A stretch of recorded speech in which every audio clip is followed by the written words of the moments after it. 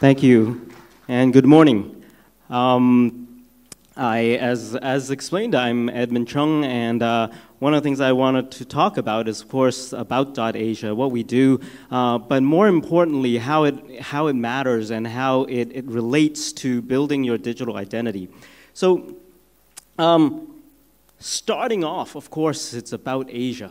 And why, if you're thinking about branding, if you think about your digital brand also, why it's important to start with Asia.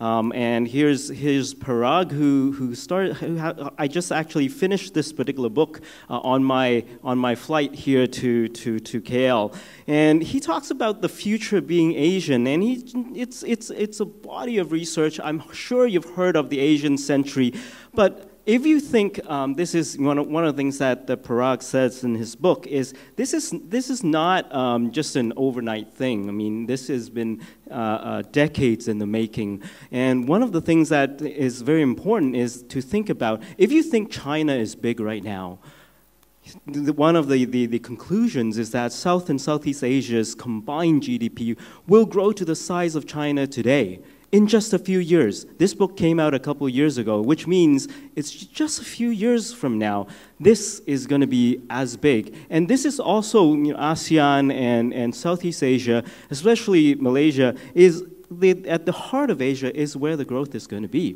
And one thing also interesting about the book is that he not only talks about the statistics, he makes a prediction that today we call ourselves, I call myself Chinese or coming from Hong Kong, more and more Hong Konger, but we are going to become more and more Asian. And why is that going to be? It's because this is where the market is, and this is where the growth is going to be. And one of the exciting things is that it's not only just embraced by DotAsia, obviously, it's also embraced by here. I mean, Malaysia, I'm sure you've heard of Truly Asia, right? This is how it's branded. This is why you want to think about how you brand yourself as well, especially when you go outside of Malaysia, when you're local, a small business, as you expand, especially as you, for e-commerce or for your online business, it's about borderless kind of e-commerce, and that's where Asia as a brand matters. And this is shared by other people as well. Malaysia, Truly Asia, you obviously heard of. Seoul also talks, in Korea, also markets themselves. The branding of Seoul is Seoul of Asia, and that's becoming more and more. And a lot of the expertise in the region talks about this as well. And here's actually why. I mean, by raw numbers themselves, you probably are more familiar than I am. But I picked out a few important things. Is that 2 years ago I made a similar presentation, and back then. ASEAN Economic Community was the #7 in terms of the economy by GDP. A few years later, now it's #5, and that's still growing. In terms of population, it's over 640 million people in this region, and it's already the third most populous, and you probably already know who the #1 and #2 are. They're also in Asia. And the most important, actually, number in this particular chart is the 58%, and that is intra-Asia trade. And that is driving the growth. It's actually driving the growth of the global economy in terms of the trade within Asia. And right now, within Asia, between the Asian countries, it's up to 58%, and that is also projected to continue to grow. And this is, again, not something that happened a millennium ago. Actually started this whole thing, right? I mean, China obviously talks a lot about the Silk Road thing, but this is real. One of the things is that Asia has been a millennia ago. Asia was kind of center of the world, and one of the interesting things also that the book talked about, and many other people talked about, is the diversity. So what if Asia is the biggest marketplace? It's so diverse. How do you market to it? How do you have a coherent plan to market to such a diverse culture? Is it really still a market or is it multiple markets? That's one thing that is a very interesting thing, and probably a never-ending debate. But one thing that many experts agree to is that even though it's immensely diverse, it is a coherent continuum. And this is what, the whole concept of Silk Road was. There is lots of competition between nationalities. There's lots of competition between different areas. But the continuum is consistent and has been consistent for a millennium. And this is the place where it's going to come back. One of the clearest direction is that the combination of Asia economies is going to outgrow the entire world. So this is basically by the McKinsey Institute, by 2020, basically next year, the combined Asian GDP, the combined Asia economies, is going to surpass the combined other part of the world, including European, US, South America, and Africa together. And that growth is going to come from here. And that growth is also going to come from small, medium-sized businesses, even micro businesses. But like this particular picture, it's not going to happen this way this time. Yes, the big part is these people who are micro businesses will be part of that growth, but they are going to be different this time. They're not going to be on camelbacks. They're not going to be just on the street. It's going to be driven by technology. It's going to be driven by a new type of logistics systems. And this is what e-commerce is about. And we are quite excited at DotAsia to see that happen. We see that Commerce.Asia, for example, is utilizing the DotAsia domain on their ecosystem as they build it out. And we're also excited to see various different logistics systems like Popbox.Asia, which is the kind of locker last mile solution. LEL is the Lazada e-logistics, and they're embracing .Asia domain. And one of the exciting things is that e-logistics, especially e-commerce, is about businesses, small businesses, being able to not only tap to the local market, but the regional market, and that's where e-commerce is driving. And actually, this particular site lists a lot of the parcel management sites, and we're quite excited that out of the many of them, there are about 17 to 20 of the listed e-logistics company embracing .Asia. Why? I think one of the reasons is because they are shipping stuff, right? They're not shipping just in Malaysia, they're actually shipping across Asia, and that's the value. And of course, Lazada being one of the big ones, we were quite excited to have them. The other thing that is going to drive the economy is going to be startups. And we're quite excited, of course, that different startup initiatives are actually using .Asia. But most excitingly is that Asia is actually already home to over 1/3 of what are called unicorns. I'm sure you know what unicorns are.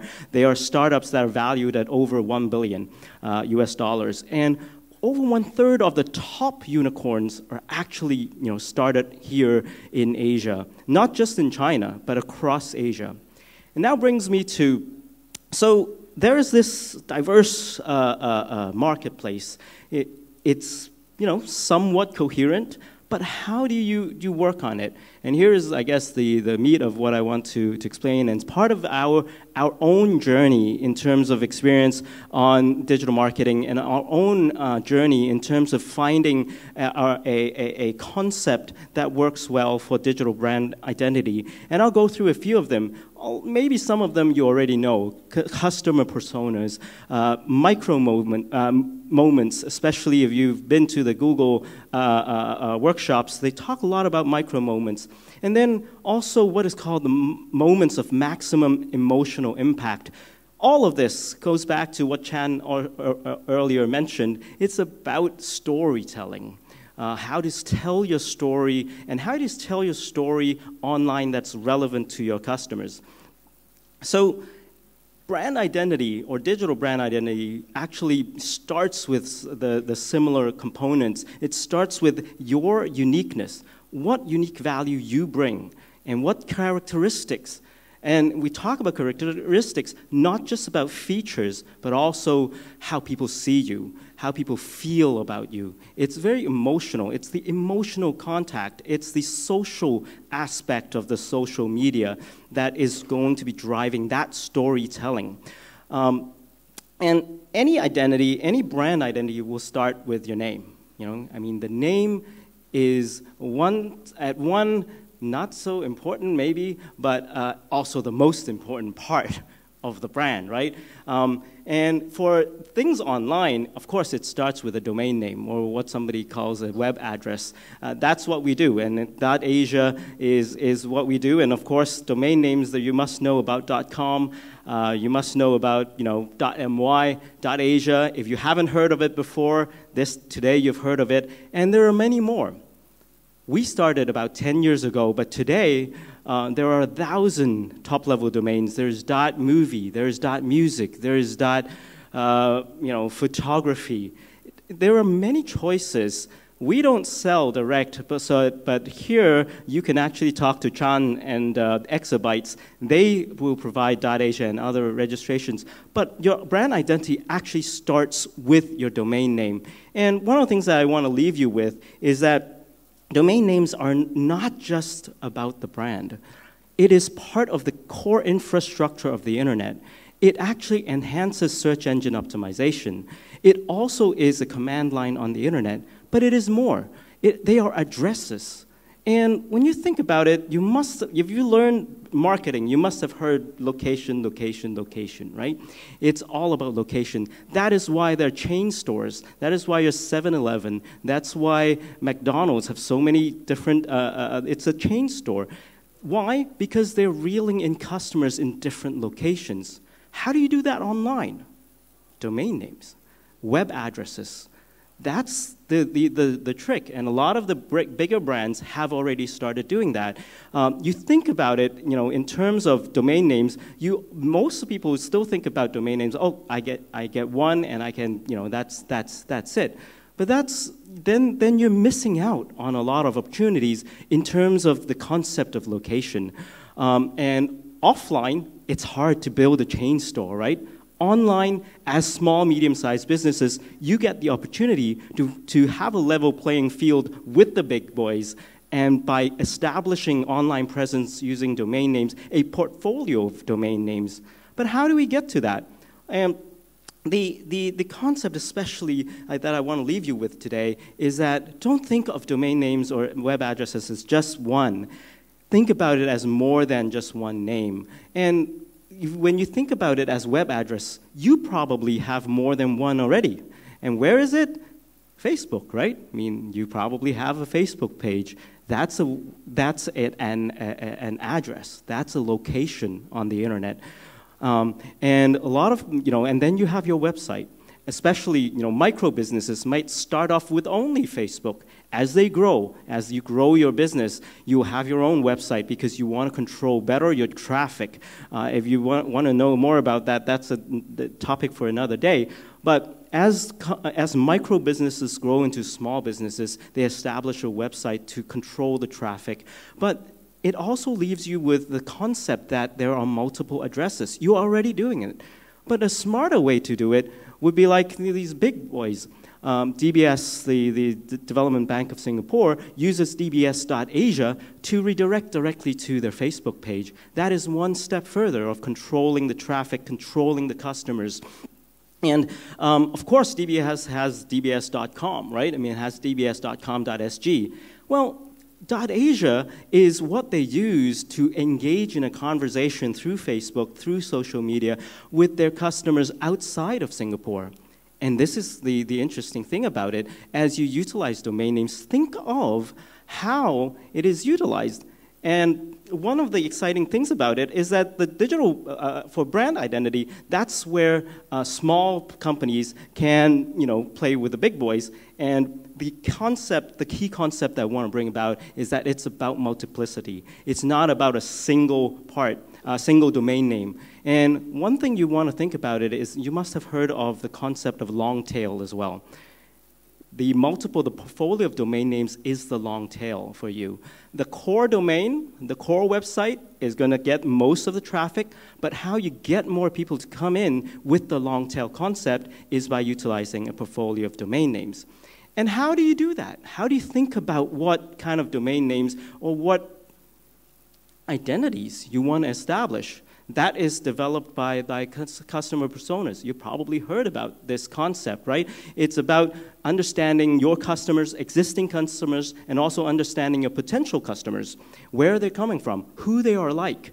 And the interesting thing about customer personas is that when you address Michael, the developer, or when you talk to Clara, the creative director, or the Tim, the student, you talk to them slightly differently, right? Yeah.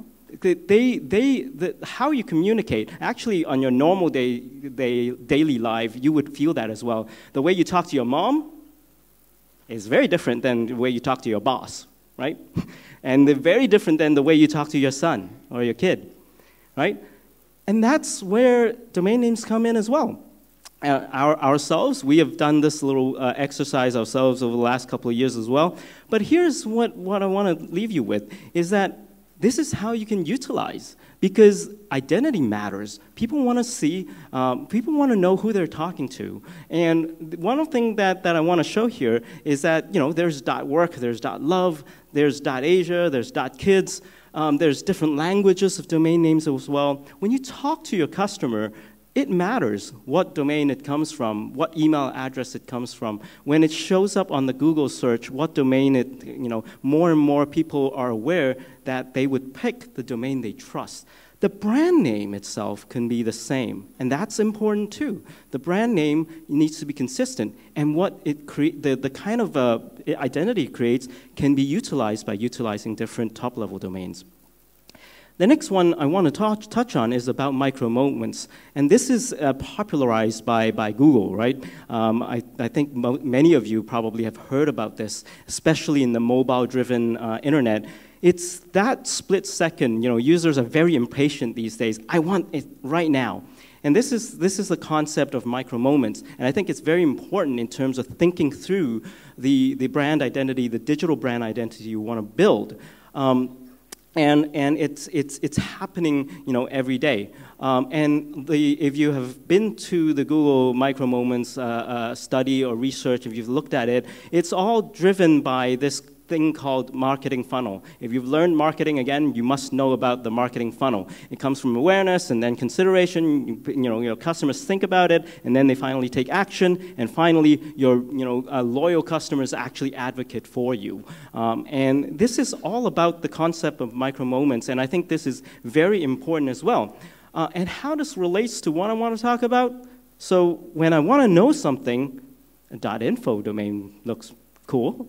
When I want to go somewhere, is it a tourist trying to travel .asia, travel around Asia? .asia makes sense. When you address these micro moments, you can utilize a portfolio of domains. When you want to go, I want to do this, and when you market with the Google search engine marketing, try to think about using the brand name .movie. If you're talking about movies, the person is looking for movies, that makes sense. Or you're buying shoes, buying other things, then utilizing a top-level domain makes a lot of sense, and it creates the trust, creates the relevance as well. And finally, the third component of what I want to talk about is quite important. I've talked about the different personas. I've talked about multiplicity. I've talked about the different micro moments that are important. But as all marketing and brand identity textbooks will tell you, you still have to have a coherent point. Everything needs to channel, funnel back to a one particular moment, like one particular core branding character, right? And that's where what is called moments of maximum emotional impact comes in. And that's the storytelling part. These are 3 books I think are very, at least for us and for I think a lot of marketers around the world has been very useful from Daniel Kahneman, from Phil Barden, and Decoded, and then The Growth Director's Secret from Andrew Brent. I think and all 3 talks about one important thing, which is counter to many marketers in the past, purchasing decisions are much more emotional than rational. It's driven by emotional thinking. And yes, it's not just consumers, it's business-to-business purchase decision as well. Buying a huge machine, it's also emotional. And those books tells you why. And here's, I'll pick one of the examples, so, and this example you must have seen already. So these are 2 lines, right? Everyone has seen this. And, stare at them. Which line is longer and which line is shorter? You know in your heart, you know in your mind that they're exactly the same, right? You've seen this. But however you look at it, one is looks longer than the other. That's your emotional part, tricking you. And that's why decisions are made emotionally, not rationally. That's why stories matter. That's why on social media, video stories, those are what matter. And as mentioned, even if you know about it, you can't twist your brain. You can't rewire your brain. This is how humans actually work. Now try this one, right? I won't stay too long here for you to try, but go home and try this. And don't read the words. Try to identify the color, and go quickly, all right? And, so green, red, all right, it's not orange, it's blue. That's how your brain tricks you, right? You tend to read the word, but if I tell you to actually speak the color, you stumble, your brain stumbles. So the natural part of natural part of decision is always driven by emotion. And yes, it is the theatrics. Yes, that's why we tell stories, and that's why stories matter. And brand recall is driven by emotional connection. And here's an example. I won't go too much into detail, but it's about connecting through emotion. But emotion is so wishy-washy, right? I mean, how do you do that? That's where those 3 books come in, and I encourage you to take a look there. You don't have to read the whole book. I guess you can go to Wikipedia and just look at skim through it. But if you think it's useful, then get your marketing director to read all 3 books.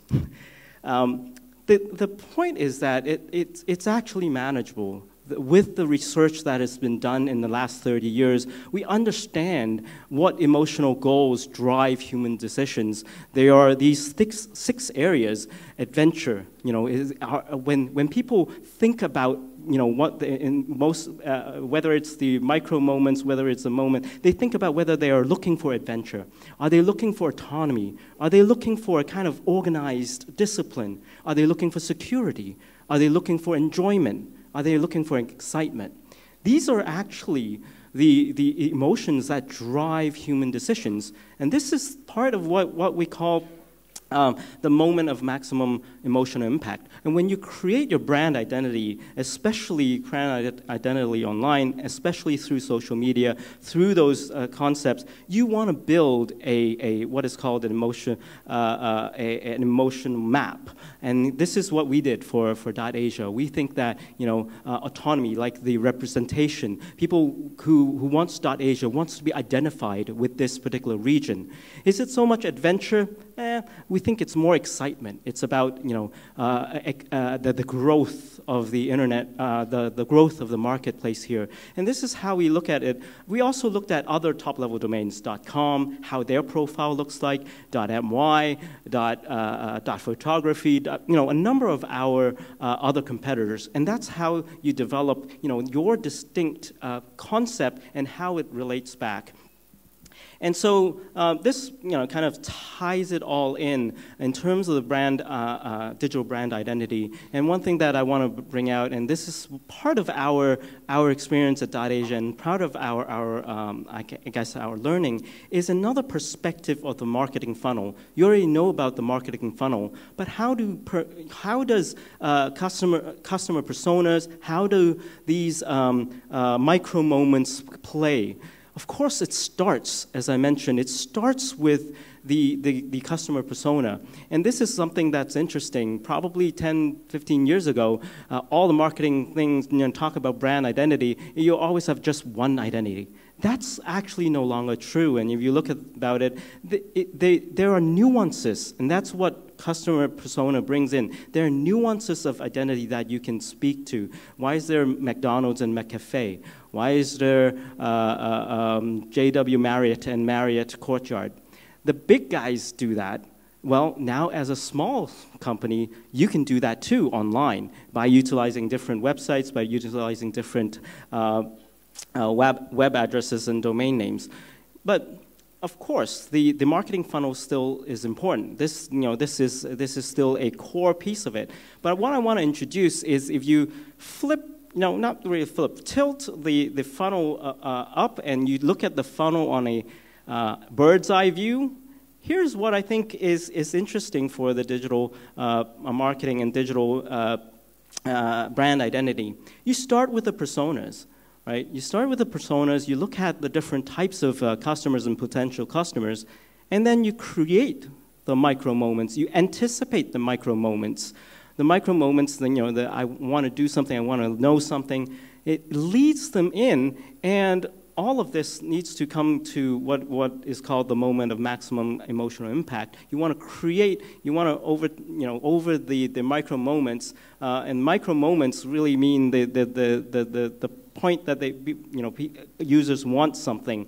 And one of the exciting things we just met the Super Video DotAsia guys earlier, and they make like 6-second videos that really captures that emotion. And this is what micro moments are about. This is what how that moment of maximum emotional impact should be expressed in each particular contact with your customer. And here's how we saw it. I mean, here's how we think, the bird's eye view, when you look down in terms of the marketing funnel, this is how the multiplicity of the nuanced identity. There's a core identity driven by the moment of maximum emotional impact.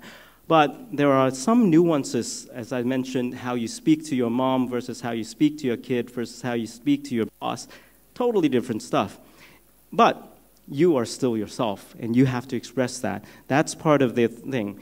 And as mentioned, it comes back to location. It comes back to online, where you want to have your customers jump through. And that's about the web address. That's the location on the internet. And it's not just about location anymore. It's about locations. And it's driven by all the top-level domains, as you can see. Again, we are .asia, but Chung and exabytes can lead you through the many, many top-level domains that cater to the kind of identity you want to build, and then deliver that to the customer, to the persona that you're looking at the particular moment. And creating that allows you to create multiple locations, nuanced, driven by that particular user experience. And that's the beauty of the digital marketing. As a small business, getting a domain name is just, right now I think it's like 30 ringgits or something for a .asia domain that Exabytes is offering. It's totally doable for small businesses as well as large business. On the real world, on the brick and mortar world, you can't. A small business wouldn't have like 100 stores across Malaysia and the ASEAN, and easily. But you can do that online, and that is the online presence that makes a difference.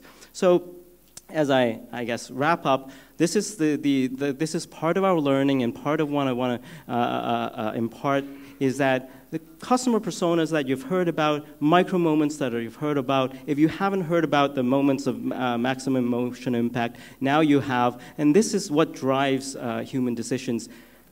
and business decisions, and especially purchase decisions. And these three together, I think, gives you a kind of perspective on how to utilize the identity, brand identity, digital brand identity online to lead customers into your core business, core website. Again, it's about a multiplicity, a portfolio of web addresses. Domain names is one part of it. Again, there is also the Facebook page. There's also the Alibaba microsite. There's also, Lazada. There are many different components of it, but domain names is a very important part of it.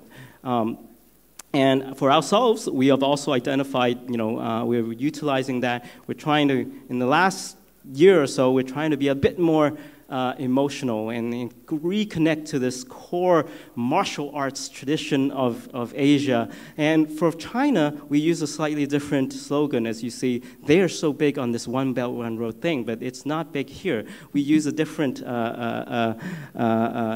Asian inspiration as our core note.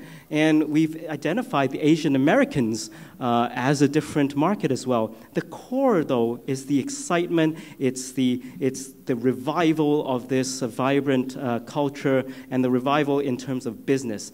And that's kind of what we do. And one thing that I want to finally leave you with is that DotAsia ourselves, I've talked so much about marketing. We're actually an NGO, and one of the fastest growing sectors actually in Asia and ASEAN is youth. And we do a lot of youth programs for especially focused on internet policies and internet policies that affect young people. And that's what we do. We are very keen on developing the DotAsia brand, but the sales part, you got to find Chung and Exabytes.